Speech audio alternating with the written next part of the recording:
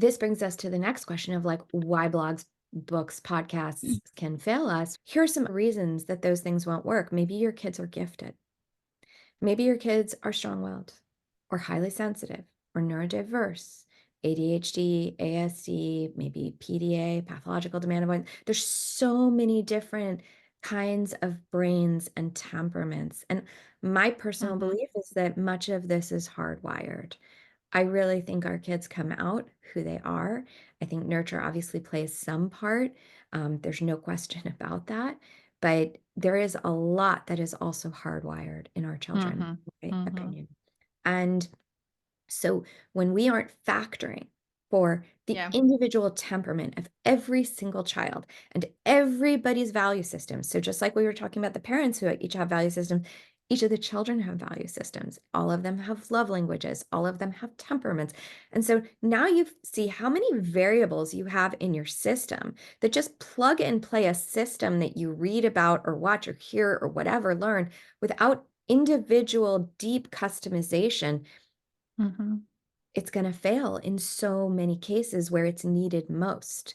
In some of the very simple cases where there aren't a lot of complex variables, it'll work beautifully, right? Mhm. But Mhm. for people who feel like you're falling and falling and falling and falling, it's because you have more complexity. And that can be a beautiful thing. I mean, as a parent of two kids who are more complex, and I am a more complex person, as is my husband, I didn't know how complex we all were. I didn't understand the neurodiversity in my family. I didn't understand so many things about my family until deep into my parenting when I was able to zoom out and understand the entire landscape of not just my story, but so many other families and go, oh, that's why it's different here. Do you know? And so Mhm. once you really understand who you are, then you can plug and play those things because you can do the math, Mhm. motion math. Mhm. Does that Yeah, make and sense? it's no longer like, yeah, it's no longer this undefined variable. You define like, Yes.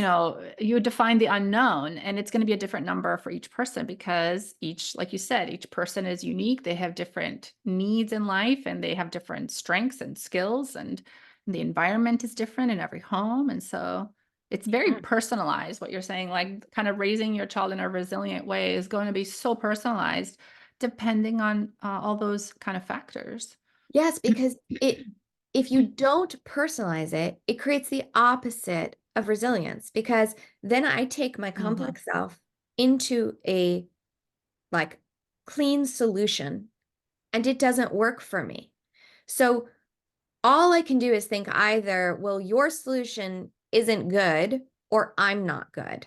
Right, One of right. those 2, right? My kid's broken, I'm broken, or that solution's broken. There's really no other answer. And Mhm. the reality is none of that's true. Yeah. It's simply a matter of actually like that's step 1. And if you think step 1 is gonna get you across the line and it doesn't, then your expectation and reality are mismatched and you will experience disappointment. That disappointment will make you feel bad about yourself or about your kids. And that becomes a cycle then that keeps Mhm. actually knocking away at your sense of resilience, where the Right. answer is actually lean in, learn more, make sure you're working deeply personally. That's what will get you through.